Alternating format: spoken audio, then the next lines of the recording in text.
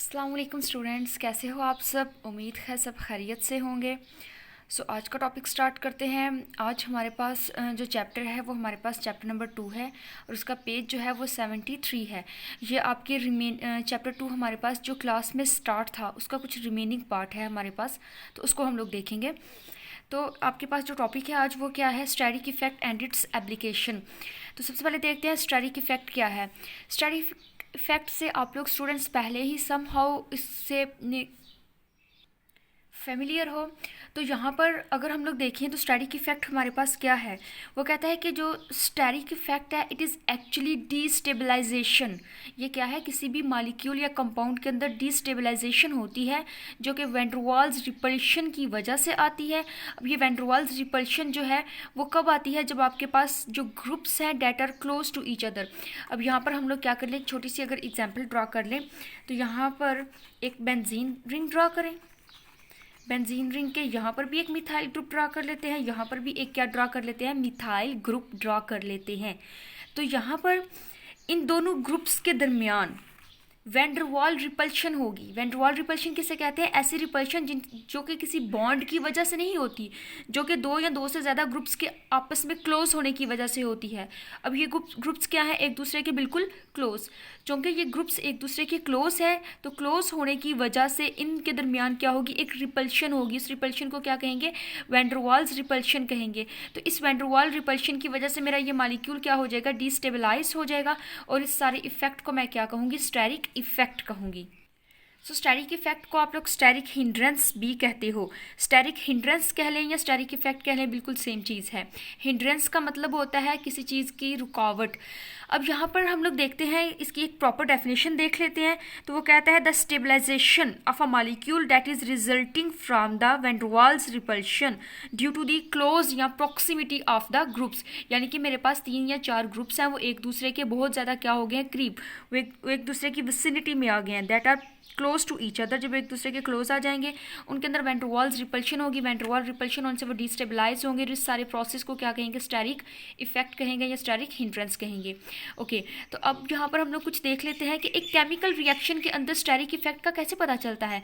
तो वो कहता है कि अगर आप किसी केमिकल रिएक्शन के अंदर स्टेरिक इफेक्ट कैलकुलेट करना चाहते हो तो आप क्या करोगे, आप डिफरेंस कैलकुलेट कर लोगे स्टेरिक एनर्जी का between the reactant and product or their transition state. कि आप क्या करोगे, अगर आप कैलकुलेट करना चाहते हो कि मेरा एक रिएक्शन हो रहा है और इस रिएक्शन की स्टेरिक इफेक्ट क्या है, इस रिएक्शन में टोटल कितना स्टेरिक इफेक्ट है, तो आप उसके लिए स्टूडेंट्स क्या करोगे, आप उसके लिए क्या करोगे, सबसे पहले आप उसको लिए कैलकुलेट कर लोगे, सॉरी उसके लिए कैलकुलेट करोगे स्टेरिक एनर्जी कैलकुलेट करोगे किसकी, रिएक्टेंट की या प्रोडक्ट की। अगर उसके दौरान कोई ट्रांजिशन स्टेट आती है तो आप ट्रांजिशन की स्टेरिक एनर्जी का भी क्या करोगे, उनको डिफरेंस जो है वो नोट डाउन कर लोगे। तो इस तरह आप क्या कर सकते हो, किसी भी केमिकल रिएक्शन की एनर्जी को, स्टेरिक इफेक्ट को कैलकुलेट कर सकते हो। नेक्स्ट हमारे पास आ जाता है कि जो स्टेरिक इफेक्ट है वो किस किस चीज़ के ऊपर डिपेंड करता है। तो स्टेरिक इफेक्ट हमारे पास डिपेंड करता है साइज़ ऑफ द ग्रुप्स। यानी कि ये जो मेरे ग्रुप्स, यहाँ पर हमने ये जो ग्रुप अटैच किया, ये इसका क्या साइज़ है, क्या ये छोटा ग्रुप है या बहुत बल्कि ग्रुप है। अगर तो ये स्मॉल ग्रुप है तो इसका स्टेरिक इफेक्ट, इसकी आपस में रिपल्शन क्या होगी, इसके आपस में हिंड्रेंस कम होगी। लेकिन अगर इस ग्रुप का साइज़ क्या है, ज़्यादा है, तो इस ग्रुप की रिपल्शन, इसकी हिंड्रेंस, इसका स्टेरिक इफेक्ट क्या होगा, ज़्यादा होगा। तो जो स्टेरिक इफेक्ट है वो डिपेंड करता है बल्कीनेस ऑफ द ग्रुप्स के ऊपर। सेकेंडली वो कहता है कि अरेंजमेंट ऑफ ग्रुप्स, कि वो ग्रुप्स किस तरह से अरेंज हैं। अगर यहाँ पर मैंने 2 मिथाइल ग्रुप अटैच किए हैं, दोनों को, एक मिथाइल ग्रुप को यहाँ पर अटैच किया जाए और दूसरे मिथाइल ग्रुप को यहाँ पर अटैच किया जाए, तो क्या इनके अंदर स्टेरिक इफेक्ट होगा, नहीं। इनके अंदर बहुत कम स्टेरिक इफेक्ट होगा क्योंकि ये एक दूसरे के क्लोज नहीं है। तो वो कहता है कि यहाँ पर सेकेंडली अगर हम लोग देखें तो हमारा जो स्टेरिक इफेक्ट है वो किसके ऊपर डिपेंड करता है, अरेंजमेंट ऑफ द ग्रुप्स के, क्या ग्रुप्स एक दूसरे के करीब हैं कि नहीं है। थर्ड वन वो कहता है कि स्ट्रेन के ऊपर भी स्टेरिक इफेक्ट डिपेंड करता है। स्ट्रेन क्या चीज़ है, स्ट्रेन भी आपके पास रिपल्शन होती है, नॉन बॉन्डेड रिपल्शन है और ये आती है due to the bond angle.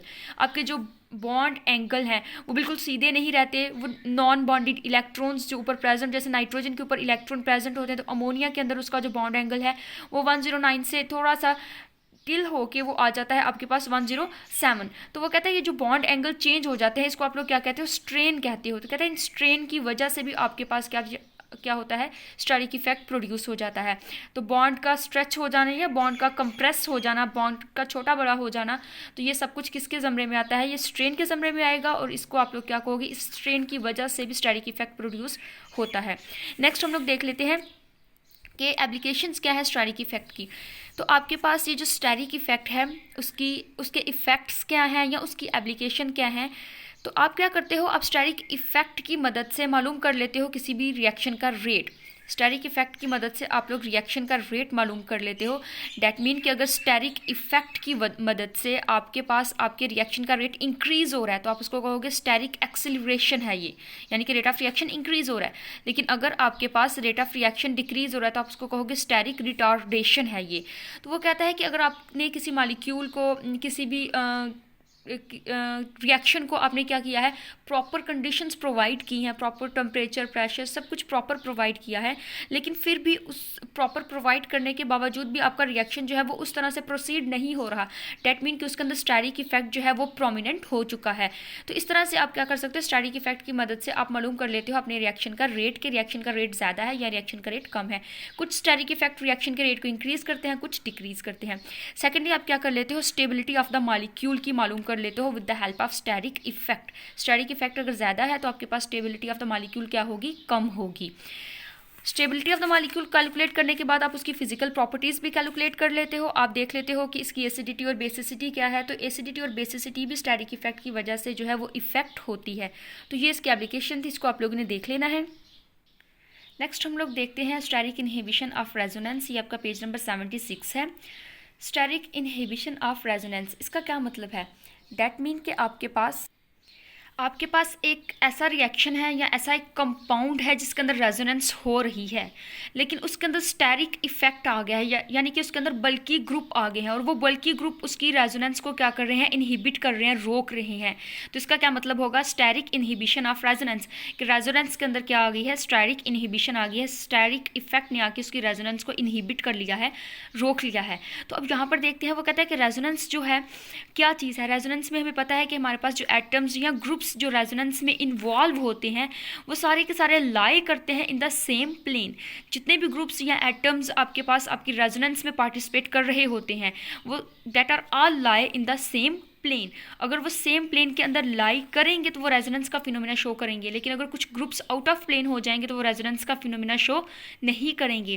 तो यहाँ पर वो कहता है कि सेम प्लेन में हम लोग उसे क्यों रखते हैं, तो the reason of the same plane is this कि आपको ये मैक्सिमम ओवरलैपिंग दे दें पी ऑर्बिटल्स की। तो पी ऑर्बिटल्स की अगर ओवरलैपिंग ज़्यादा होगी तो आपके जो डबल बॉन्ड्स हैं वो इधर उधर मूव करेंगे। जब वो इधर उधर मूव करेंगे तो वो आपको रेजोनेंस स्ट्रक्चर्स बनाकर देंगे। अब यहाँ पर एक और बात उसने लिखी हुई है, उसने कहा कि आपके पास जो स्टेरिक इफेक्ट है वो क्या करता है, वो इनहिबिट करता है रेजोनेंस को। कैसे, एक्चुअली आपका जो स्टेरिक इफेक्ट है वो आपकी प्लेनैरिटी को क्या कर देता है, डिस्ट्रॉय कर देता है। यहाँ पर अभी हमने क्या कहा कि रेजोनेंस के लिए किस कंडीशन का होना ज़रूरी है, आपके एटम्स या ग्रुप्स को सेम प्लेन में होना ज़रूरी है। लेकिन ये स्टेरिक इफेक्ट क्या करता है, मेरे एटम्स या ग्रुप्स जो रेजोनेंस को फिनोमेना शो करते हैं जो कि सेम प्लेन में होते हैं, उनकी प्लेनैरिटी को, उनकी जो सेम प्लेनैरिटी होती है उसको क्या कर देता है, उसको डिस्ट्रॉय कर देता है। जब वो एक प्लेन में नहीं रहेंगे तो एक प्लेन में ना रहने की वजह से उनके अंदर कोई किसी किस्म का रेजोनेंस फिनोमेना शो नहीं होगा। तो यहाँ पर हम लोग देख लेते हैं, कुछ एग्जाम्पल स्टडी कर लेते हैं। सबसे फर्स्ट हमारे पास जो एग्जाम्पल आ जाएगी 2,3 डाई टर्शरी ब्यूटाइल ब्यूटाडाइइन की आ जाएगी। यहाँ पर देखिए स्टूडेंट्स, ये आपके पास क्या है 2,3 यानी कि 2 के ऊपर और 3 के ऊपर क्या है डाई टर्शरी, और आपके पास कार्बन फर्स्ट के ऊपर और कार्बन 3 के ऊपर क्या है डबल बॉन्ड भी मौजूद है। यहाँ पर ये डबल बॉन्ड नहीं है, ये सिर्फ जस्ट एक सिंगल बॉन्ड है। यहाँ पर इसको दोबारा से हम लोग थोड़ा कैंसिल कर देते हैं। ओके, ये आपके पास क्या है, एक सिंगल बॉन्ड है। तो अब यहाँ पर क्या है, ये आपके पास एक सिंपल सा मैंने क्या किया हुआ है 2,3 डाई टर्शरी ब्यूटाडाइइन का स्ट्रक्चर, ब्यूटाइल ब्यूटाडाइइन का स्ट्रक्चर ड्रा किया हुआ है। अब यहाँ पे स्टूडेंट क्या होता है, ये कॉन्जुगेटेड मॉलिक्यूल है। कॉन्जुगेटेड मतलब कि कॉन्जुगेशन शो करेगा, मतलब रेजोनेंस शो करेगा। वो कैसे करेगा, इसका ये जो पाई ऑर्बिटल है यानी कि इसका ये जो डबल बॉन्ड है ये यहाँ से रोटेट करके यहाँ पर जाना चाहिए, इसको यहाँ से रोटेट करके यहाँ पर आना चाहिए, ऐसा होना चाहिए। लेकिन होता क्या है, ये रेजोनेंस शो नहीं करती क्योंकि यहाँ पर क्या है, दो बल्की ग्रुप मौजूद हैं।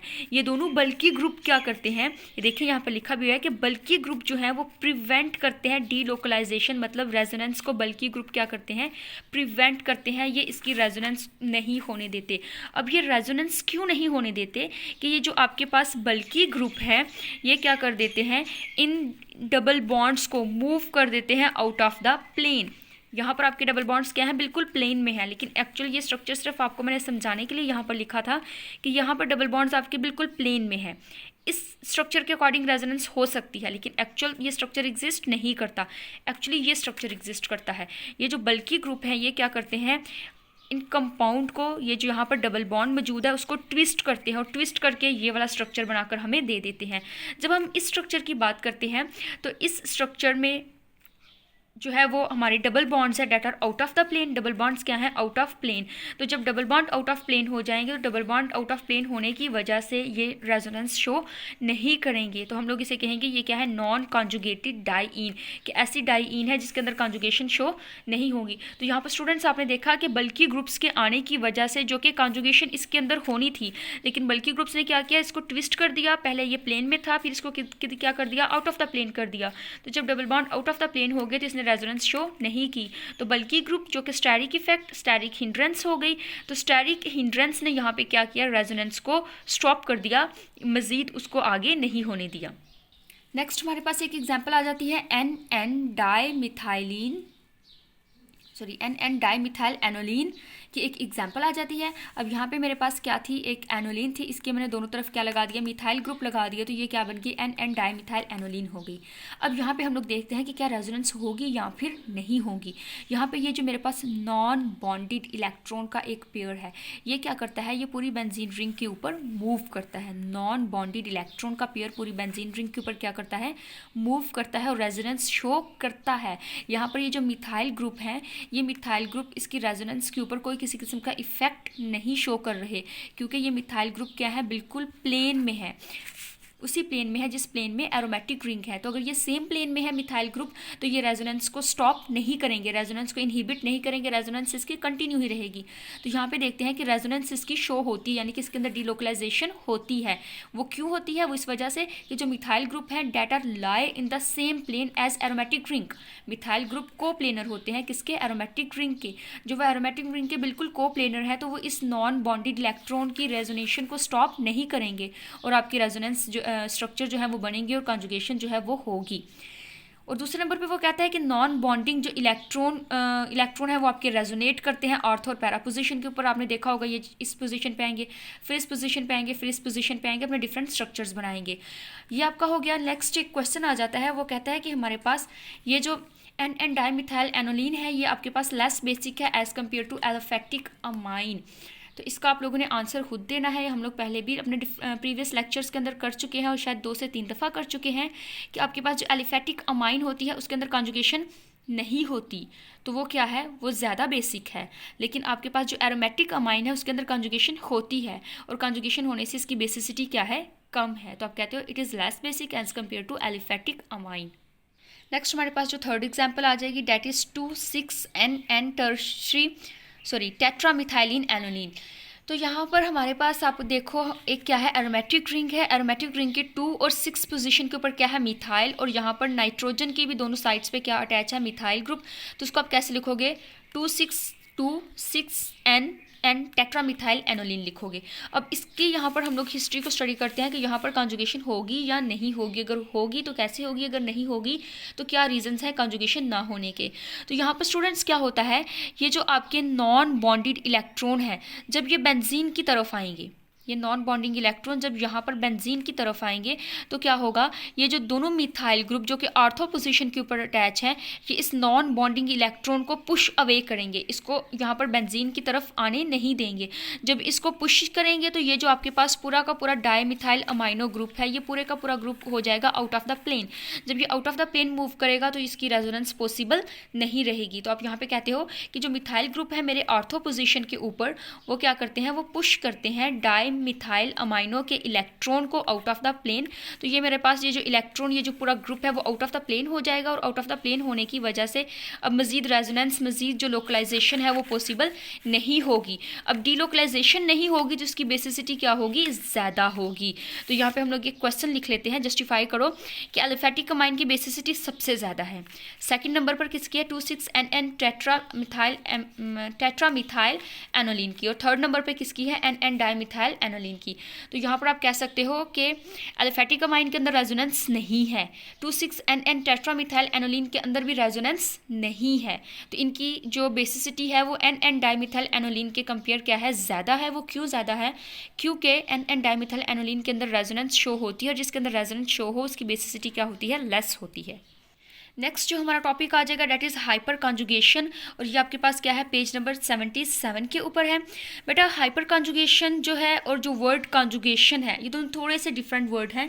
कॉन्जुगेशन या आप कह लो कि रेजोनेंस, रेजोनेंस में आप क्या करते हो, अगर यहाँ पर मैं एरोमेटिक रिंग को ही ड्रॉ कर लूँ कुछ इस तरह से, ये हमने क्या ड्रॉ कर ली, एरोमेटिक रिंग। अब इसका एक और हम लोग क्या करेंगे, रेजोनेटिंग स्ट्रक्चर बनाएंगे। यहाँ पर डबल बॉन्ड था, अब ये इस साइड पर आ जाएगा, यहाँ पर और यहाँ पर ये डबल बॉन्ड आ जाएगा। तो आपने बेंजीन रिंग के रेजोनेंस स्ट्रक्चर्स कैसे बनाए कि बेंजीन रिंग के डबल बॉन्ड्स की पोजीशन को चेंज कर दिया। बेंजीन रिंग के डबल बॉन्ड को क्या करवाया आपने, मूव किया। जब आपने बेंजीन रिंग के डबल बॉन्ड को मूव किया, दैट मीन उसके अंदर डीलोकलाइजेशन हुई, उसके अंदर रेजोनेंस हुई। तो एक्चुअल हुआ क्या, उसके जो पाई बॉन्ड थे, पाई इलेक्ट्रॉन थे, ये डबल बॉन्ड को पाई इलेक्ट्रॉन कहते हो ना, पाई बॉन्ड कहते हो, ये जो पाई बॉन्ड है वो क्या करते हैं, मूव करते हैं किसके अंदर, रेजोनेंस के अंदर। अब यहाँ पर देखते हैं हाइपर कॉन्जुगेशन। तो हाइपर कॉन्जुगेशन में पाई बॉन्ड्स नहीं, हाइपर कॉन्जुगेशन में सिग्मा बॉन्ड, या आप कहते हो कि सिग्मा बॉन्ड क्या करते हैं, मूव करते हैं। तो ये इन दोनों में फ़र्क है, इसको देख लेना। रेजोनेंस के अंदर आपके डबल बॉन्ड्स मूव कर रहे होते हैं, लेकिन हाइपर कॉन्जुगेशन के अंदर क्या होता है, आपके पास जो सिग्मा इलेक्ट्रॉन है, यानी कि जो सिंगल बॉन्ड है, वो क्या करता है, वो मूव करता है, उसकी डीलोकलाइजेशन होती है, डबल बॉन्ड्स की डीलोकलाइजेशन नहीं होती। ओके तो यहाँ पर कुछ पॉइंट्स डिस्कस कर लेते हैं कि इसमें सिग्मा इलेक्ट्रॉन इन्वॉल्व होते हैं, जो डिलोकलाइजेशन होती है वो सिग्मा इलेक्ट्रॉन्स की होती है। आप यहाँ पर आप कहते हो पाई डिलोकलाइजेशन हुई है, तो यहाँ पर आप कह सकते हो सिग्मा की और पाई की डिलोकलाइजेशन हुई। आप क्या कहते हो, आप कहते हो कि मेरे पास सिग्मा और पाई ऑर्बिटल्स आपस में ओवरलैप हुए हैं, या आप कहते हो सिग्मा और पी ऑर्बिटल्स क्या हुए हैं, ओवरलैप हुए हैं। बेटा यहाँ पर अगर पाई ऑर्बिटल्स का वर्ड लिखा जाए या पी ऑर्बिटल्स का वर्ड लिखा जाए, दोनों बातों का दोनों पॉइंट्स का मतलब बिल्कुल सेम है, क्योंकि पाई ऑर्बिटल्स तभी बनते हैं ना, सॉरी पाई जो बॉन्ड है वो तभी बनता है ना जब पी ऑर्बिटल ओवरलैप करते हैं। तो आप कह लो कि सिग्मा और पाई ऑर्बिटल्स की इसके अंदर ओवरलैपिंग होती है, या आप कह लो कि सिग्मा और पी ऑर्बिटल्स की इसके अंदर ओवरलैपिंग होती है। दोनों बातें बिल्कुल सेम है। यहाँ पर जस्ट पाई आपस में ओवरलैपिंग कर रही है, यानी कि डबल से चेंज कर रहे हो आप। यहाँ पर आप सिंगल को डबल से क्या करोगे, चेंज करोगे। और वो कैसे करेंगे ये हम लोग देखते हैं, पहले कुछ इसके पॉइंट्स डिस्कस कर लें। कंडीशन क्या है हाइपर कॉन्जुगेशन की, हाइपर कॉन्जुगेशन की कंडीशन ये क्या है कि CH ग्रुप, CH2 या CH3 group must be attach with the unsaturated system. Unsaturated system यानी कि डबल और ट्रिपल बॉन्ड वाले कार्बन के साथ जो नेक्स्ट कार्बन हो वो या तो CH3 हो या CH2 हो या CH हो। अगर ये होगा तो उसके अंदर हाइपर कॉन्जुगेशन होगी। अगर इन तीनों में से कोई एक ग्रुप भी नहीं होगा तो उसके अंदर हाइपर कॉन्जुगेशन नहीं होगी। अब हाइपर कॉन्जुगेशन में इन्वॉल्व क्या होता है, ये जो C और H, ये C और H का ये जो सिग्मा बॉन्ड है ये क्या होता है, ये हाइपर कॉन्जुगेशन में पार्टिसिपेट करता है। अब ये कैसे पार्टिसिपेट करता है ये हम लोग डिस्कस कर लेते हैं प्रोपाइलीन की एग्जांपल से। तो फर्स्ट एग्जांपल है यहाँ पर प्रोपाइलीन की। प्रोपाइलीन में का स्ट्रक्चर यहाँ पर आपके सामने मेंशन है। ये क्या है, CH2, CH और CH3। तो अभी हमने क्या देखा था, कंडीशन क्या थी हमारे पास हाइपर कॉन्जुगेशन के लिए कि अनसैचुरेटेड सिस्टम के साथ कोई CH3, CH2 या CH ग्रुप मौजूद होना चाहिए। तो यहाँ पे अनसैचुरेटेड सिस्टम क्या है, ये आपका अनसैचुरेटेड ग्रुप है, इसके साथ कोई CH3 या CH2 या CH ग्रुप है, नोटिस करें इस तरफ है, नो इस तरफ तो कुछ भी अटैच नहीं है। तो सेकंड कार्बन के साथ देखिए, ये सेकंड कार्बन है, इसके साथ एक CH3 ग्रुप अटैच है, डेट मीन कि इसके अंदर हाइपर कॉन्जुगेशन हो सकती है। तो हम लोग क्या देखते हैं, हम लोगों ने देखा कि हाइपर कॉन्जुगेशन तब होगी जब सिग्मा बॉन्ड कार्बन और हाइड्रोजन का क्या करेगा, मूव करेगा, डीलोकलाइज हो जाएगा, अपनी पोजीशन से हट जाएगा, अपनी पोजीशन को चेंज कर लेगा। तो यहाँ पे क्या होता है, ये जो आपका कार्बन और हाइड्रोजन है इसका सिग्मा बॉन्ड अपनी पोजीशन चेंज करता है, अपने आप को डीलोकलाइज करता है और शिफ्ट हो जाता है टूवर्ड कार्बन 3 एंड कार्बन 2। तो अब यहाँ पर देखें, कार्बन 3 और कार्बन 2 के दरमियान सिंगल बॉन्ड था, जब ये बॉन्ड भी इधर आ जाएगा, ये कार्बन और हाइड्रोजन का बॉन्ड भी इधर आ जाएगा, तो इसका कार्बन 3 और 2 के दरमियान क्या हो जाएगा, डबल बॉन्ड बन जाएगा। 1 और 2 के दरमियान चूँकि डबल बॉन्ड था, तो इनका क्या हो जाएगा, ये बॉन्ड एक ब्रेक हो जाएगा ऑटोमेटिकली। जब वैलेंसी कंप्लीट करनी होती है तो ये बॉन्ड जो है वो ब्रेक हो जाएगा, और ये जो दो इलेक्ट्रॉन, आपको पता है ना बॉन्ड के इर्द गिर्द एक इस तरफ इलेक्ट्रॉन होता है और एक इस तरफ इलेक्ट्रॉन होता है, ये दोनों इलेक्ट्रॉन इस कार्बन के ऊपर यहाँ पर क्या हो जाएंगे, शिफ्ट हो जाएंगे। आप नेगेटिव चार्ज के साथ भी इसको रिप्रेजेंट कर सकते हो और 2 इलेक्ट्रॉन्स भी इसके ऊपर लगा सकते हो, नॉन बॉन्डेड इलेक्ट्रॉन भी लगा सकते हो। तो एनी हाउ यहाँ पर हमारे पास क्या हुआ, एक्चुअल जो स्ट्रक्चर के अंदर चेंजिंग आई वो ये चेंजिंग आई कि आपका जो सिग्मा बॉन्ड था, सिग्मा इलेक्ट्रॉन था, वो शिफ्ट हो गया toward carbon 3 and carbon 2, toward carbon 3 and carbon 2 के दरमियान वो शिफ्ट हो गया। अब ये जो हाइड्रोजन था, अब इस कार्बन और इस हाइड्रोजन के दरमियान कोई बॉन्ड नहीं रहा, इस कार्बन और हाइड्रोजन के दरमियान यहाँ पर आप देख रहे हो कोई भी बॉन्ड नहीं है। स्ट्रक्चर 1 में इसके दरमियान बॉन्ड था, स्ट्रक्चर 2 में इसके दरमियान कोई भी बॉन्ड नहीं है। अब ये जो नॉन बॉन्डेड हाइड्रोजन, ऐसा हाइड्रोजन जो कि क्या है, नॉन बॉन्डेड है, ये सोल्यूशन के अंदर नहीं जाएगा, ये एज इट इज़ अपनी पोजीशन पर ही क्या रहेगा, अटैच रहेगा। तो ये जो नॉन बॉन्डेड हाइड्रोजन होता है, it does not change their position, ये अपनी पोजीशन चेंज नहीं करता। ओके, तो इस नॉन बॉन्डेड हाइड्रोजन को आप क्या कहते, सॉरी, इस नॉन बॉन्डेड हाइड्रोजन की वजह से आप इसको नॉन बॉन्डेड रेजोनेंस भी कहते हो, हाइपर कॉन्जुगेशन भी कहते हो आप इस प्रोसेस को, और नॉन बॉन्डेड रेजोनेंस भी कहते हो। अब यहाँ पे उसने एक दो बातें लिखी हुई है कि जो C और H बॉन्ड है, ये वाला C और H डीलोकलाइज होगा, यानी कि ये बॉन्ड अपनी पोजीशन चेंज करेगा with the empty p orbital of the C double bond C। ये जो बॉन्ड है उसने यहाँ पर आना है अपनी पोजीशन चेंज करके। डीलोकलाइजेशन बेटा जब भी वर्ड मैं यूज़ करूँगी तो उसका मतलब होता है कि एक बॉन्ड डीलोकलाइज हो गया, उसने अपनी पोजीशन क्या कर ली है, चेंज कर ली है। ओके, तो ये जो मेरे पास कार्बन और हाइड्रोजन का बॉन्ड है ये डीलोकलाइज हो गया। जब ये बॉन्ड डीलोकलाइज हो गया तो यहाँ पर ये जो पाई ऑर्बिटल थे, पी ऑर्बिटल थे, उन्होंने क्या कर लिया, उन ऑर्बिटल्स ने अपनी पोजीशन को चेंज कर लिया और वो यहाँ पर क्या हो गए, शिफ्ट हो गए। तो इस तरह आप लोग प्रोपाइलिन के अंदर बता सकते हो कि हाइपर कॉन्जुगेशन कैसे होती है। आप इसका स्ट्रक्चर लिखोगे, आप इसका नेक्स्ट स्ट्रक्चर 2 बनाओगे, फिर आप बताओगे ये नॉन बॉन्डेड हाइड्रोजन है, it does not change their position, that's why it is also called non bonded resonance. आप फिर बताओगे कार्बन और हाइड्रोजन ने क्या किया है, डीलोकलाइजेशन की है with the empty p orbital of the carbon double bond carbon. अब यहाँ पर एक और पॉइंट आ जाता है कि ये जो स्ट्रक्चर 2 है आपके पास, ये स्ट्रक्चर 2 क्या वाकई में एग्जिस्ट करता है, तो नहीं। ये जो आपके पास स्ट्रक्चर 2 है ये इट डज़ नॉट एग्जिस्ट, ये रियलिटी में एग्जिस्ट नहीं करता। तो इसका क्या काम है, तो इस स्ट्रक्चर का काम है, इस कैनोनिकल फॉर्म का काम है कि ये पार्टिसिपेट करता है in determining the actual structure of the molecule. कि हमें इस स्ट्रक्चर को देख के हम लोग बता सकते हैं, इस स्ट्रक्चर को देख के हम लोग अंदाज़ा लगा सकते हैं कि हमारे पास जो एक्चुअल स्ट्रक्चर है वो किस तरह का होगा। डैट मीन के ये कार्बन और हाइड्रोजन का जो इतना सा ग्रुप है, इसको देखकर हम लोग अंदाज़ा लगा सकते हैं कि मे बी इस कार्बन और हाइड्रोजन के दरमियान जो एक सिंगल बॉन्ड था एक्चुअल स्ट्रक्चर के अंदर, वो बहुत वीक हो और वो शायद इसके अंदर आके ब्रेक हो चुका है। मे बी हम कह सकते हैं कि इसके अंदर कोई बॉन्ड ना हो, ऐसा भी कहा जा सकता है, और ये भी कहा जा सकता है कि इसके अंदर कोई सिंगल बॉन्ड हो। 3 अजम्पशंस निकाली हमने, कहा कि मे बी जो एक्चुअल स्ट्रक्चर होगा प्रोपाइलिन का, ये जो आपका 2 स्ट्रक्चर है ये एक्चुअल नहीं है। इसका जो एक्चुअल तो चूँकि ये है ना, लेकिन अभी आपको नहीं पता कि एक्चुअल क्या है, तो आप कहेंगे इसका जो एक्चुअल स्ट्रक्चर है, एक्चुअल इसका जो स्ट्रक्चर था उसके अंदर मे बी कार्बन और हाइड्रोजन का बॉन्ड बहुत वीक हो और वो ब्रेक हो चुका है, और मे बी कि उसके अंदर कार्बन और हाइड्रोजन का सिंगल बॉन्ड हो, और मे बी कि उसके अंदर कार्बन और हाइड्रोजन का कोई भी बॉन्ड ना हो। तो ये अजम्पशंस होती हैं जो इस फॉर्म को देखकर हम लोग लगाते हैं टूवर्ड एक्चुअल स्ट्रक्चर कि मेरा एक्चुअल स्ट्रक्चर जो है वो कैसा होगा। उसके बाद सेकेंड नंबर पर हम लोग क्या करते हैं, हम लोग कहते हैं कि हो सकता है कि इसके अंदर ये जो कार्बन 2 और कार्बन 3 है, इनके अंदर कुछ डबल बॉन्ड का करैक्टर एग्जिस्ट कर रहा हो। यहाँ पर कार्बन 2 कार्बन 3 के दरमियान कुछ भी डबल बॉन्ड का करैक्टर नहीं है, लेकिन जब मैं इसको देखती हूँ मैं कहती हूँ क्या पता कि जो हमारा एक्चुअल मॉलिक्यूल है उसके अंदर भी डबल बॉन्ड एग्जिस्ट कर रहा हो 2 और 3 के दरमियान। It's assumption. तो ये हम लोग क्या करते हैं, कैनोनिकल फॉर्म्स को देखकर हम अपने रियल स्ट्रक्चर की तरफ कुछ अजम्पशंस लगा लेते हैं। फिर हम लोग बात करते हैं कि अगर कार्बन 2 और 3 के दरमियान डबल बॉन्ड एग्जिस्ट कर रहा होगा तो उसका जो डिस्टेंस है वो नॉर्मल बॉन्ड एंगल से क्या होना चाहिए, कम होना चाहिए। तो फिर हम लोग उसके डिस्टेंस को भी मेजर कर लेते हैं। जो नॉर्मल कार्बन का जो डिस्टेंस है वो 0.15 है, 154 है, और जो CH3C यानी कि जो हमारा अभी हमने जो पीछे रेजोनेंस 2 एक फॉर्म देखी है उसका जो डिस्टेंस है वो कितना 0.147। डैट मीन कि ये डिस्टेंस कम है और ये डिस्टेंस ज़्यादा है, बॉन्ड दोनों में तकरीबन एक जैसा है, तो ये डिस्टेंस क्या है, कम। इसका इसका मतलब कि इसके अंदर कुछ ना कुछ पी ऑर्बिटल्स यानी कि डबल बॉन्ड एग्जिस्ट करता है। तो ये हमें कैसे पता चला? ये सब कुछ हमें पता चला by seeing this second form. Okay, तो ये सेकंड फॉर्म जो है वो नेक्स्ट जो एक्चुअल स्ट्रक्चर है उसके अंदर उस स्ट्रक्चर को मालूम करने में पार्टिसिपेशन करती है। खैर, ये एक दो बातें थी जो आपको पता होनी चाहिए थी। नेक्स्ट अगर हम लोग देखें तो यहाँ पर आपके पास ये प्रोपाइन का एक लिखा हुआ है, स्ट्रक्चर बनाया हुआ है। तो ये देखें, ये अनसैचुरेटेड ग्रुप, अनसैचुरेटेड कार्बन के साथ क्या है CH3, डैट मीन कि इसके अंदर रेजोनेंस हाइपर कॉन्जुगेशन पॉसिबल हो सकती है। अब ये CH3 के सी के तीनों हाइड्रोजन्स को मैंने इकट्ठा लिखा हुआ है। अगर आप ज्यूम करो, एक इस तरफ, एक आप इस तरफ और एक आप ऊपर की तरफ लगाओ, तो एक हाइड्रोजन जो ऊपर की तरफ है उसके बॉन्ड को आप यहाँ पर शिफ्ट कर दो। यहाँ पर जब शिफ्ट कर दोगे तो ये क्या बन जाएगा?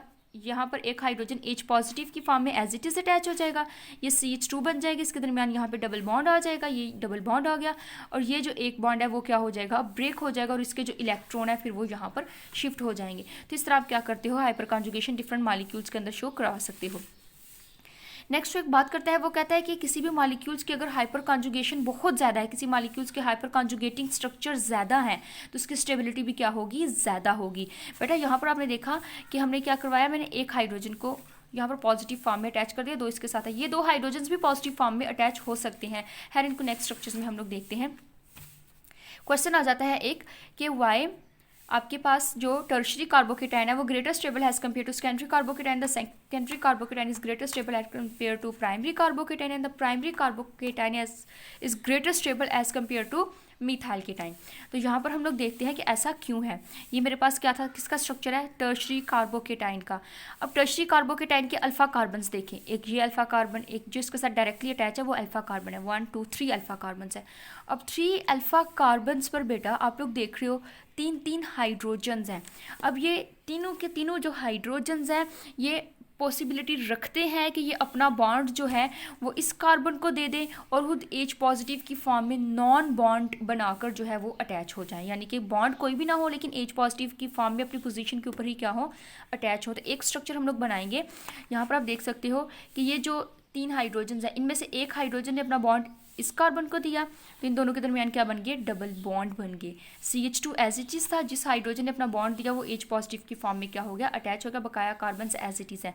तो कहता है टोटल इसके 8 पॉसिबल जो स्ट्रक्चर्स हैं वो मजीद बनते हैं कि ये तीनों भी अपने स्ट्रक्चर अपने, यहाँ पर अगर आप देखो एक हाइड्रोजन ने अपना बॉन्ड दिया, इसका दूसरा हाइड्रोजन भी अपना बॉन्ड दे सकता है, इसका तीसरा हाइड्रोजन भी अपना बॉन्ड दे सकता है।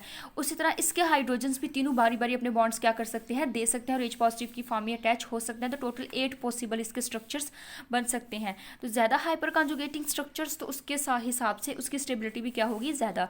इसी तरह आप सेकेंडरी को देखो, सेकेंडरी कार्बोकेटाइन के अंदर हम लोगों ने क्या देखा कि ये जो CH3 था इसका एक हाइड्रोजन ने अपना बॉन्ड यहाँ पर शिफ्ट कर दिया, ये CH2 बन गया और यहाँ पर इन दोनों के दरमियान डबल बॉन्ड बन गया, इन दोनों के दरमियान क्या बन गया? डबल बॉन्ड शिफ्ट हो गया और इसका एक हाइड्रोजन H पॉजिटिव की फॉर्म में एज इट इज अटैच हो गया। तो इसके 5 पॉसिबल जो है मजीद स्ट्रक्चर्स बन सकते हैं।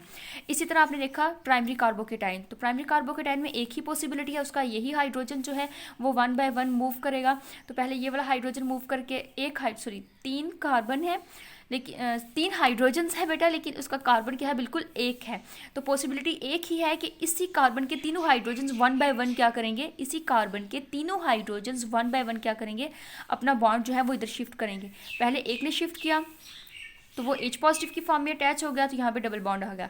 मे बी दूसरा भी यहाँ पर शिफ्ट करे तो वो H पॉजिटिव की फॉर्म में आ जाए, मे बी तीसरा भी हाइड्रोजन शिफ्ट करे तो वो H पॉजिटिव की फॉर्म में आ जाए, बकाया के 2 हाइड्रोजन एज इट इज रहें। तो टोटल इसके 3 स्ट्रक्चर्स बनते हैं, एक हमने बना लिया तो 2 इसके मोर पॉसिबल स्ट्रक्चर्स बन सकते हैं। तो इसी लिहाज से आपने देखा इसके कितने हाइड्रोजन हैं? 3 3 9, एक स्ट्रक्चर बना लिया तो 8 मोर बन सकते हैं। इसके 6 हाइड्रोजन हैं, एक स्ट्रक्चर बना लिया 5 मोर बन सकते हैं। इसके 3 हाइड्रोजन हैं, ये यहाँ पर ये 6 हाइड्रोजन थे ना, तो इसके 3 हाइड्रोजन हैं, एक आपने बना लिया स्ट्रक्चर, 2 मोर स्ट्रक्चर इसके जो हैं वो बन सकते हैं। तो सबसे ज़्यादा पॉसिबल जो स्ट्रक्चर्स हैं वो किसके हैं? टर्शरी कार्बोकेटाइन के, देन आपके सेकेंडरी कार्बोकेटाइन के, देन आपके प्राइमरी कार्बोकेटाइन के।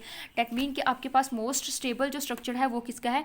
मोस्ट स्टेबल स्ट्रक्चर हमारे पास प्राइमरी टर्शरी कार्बोकेटाइन का, देन सेकेंडरी कार्बोकेटाइन का, देन प्राइमरी कार्बोकेटाइन का। इसी के साथ हम लोग क्या करते हैं, इसकी कुछ और एग्जांपल्स देख लेते हैं। हम लोग एक्चुअली आपकी बुक को फॉलो कर रहे हैं तो हम लोग आपकी बुक की ही एग्जांपल्स को देखेंगे। यहाँ पर उसने दोबारा से प्रोपाइलिन की एग्जांपल लिखी हुई है, ये आपके पास प्रोपाइलिन है। यहाँ पर आप क्या करोगे, ये CH3 है, एक हाइड्रोजन का बॉन्ड यहाँ पर शिफ्ट करोगे और यहाँ से एक बॉन्ड को ब्रेक कर दोगे और उसके दो बॉन्ड इलेक्ट्रॉन यहाँ पे शिफ्ट कर दोगे। ऐसे काम किया, यहाँ पे डबल बॉन्ड आ गया, ये भी डबल बॉन्ड बन गया और ये इलेक्ट्रॉन यहाँ पे आ गया और ये जिसने अपना बॉन्ड जिस हाइड्रोजन जिसको दिया वो H पॉजिटिव की फॉर्म में अटैच हो गया। अब कहता है कि ये मेरा कार्बोकेटाइन है और इसके साथ कोई CH है, तो ये क्या करेगा, हाइड्रोजन अपना बॉन्ड इसको दे देगा और इन दोनों के दरमियान डबल बॉन्ड आ जाएगा। ये कार्बोकेटाइन और इस कार्बन के दरमियान क्या आ गया, डबल बॉन्ड, और ये H पॉजिटिव की फॉर्म में साथ क्या हो गया, अटैच हो गया।